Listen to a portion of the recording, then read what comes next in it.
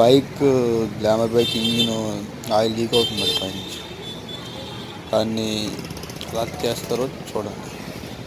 దాని లోన స్ప్రింగ్ పోయిందనమాట.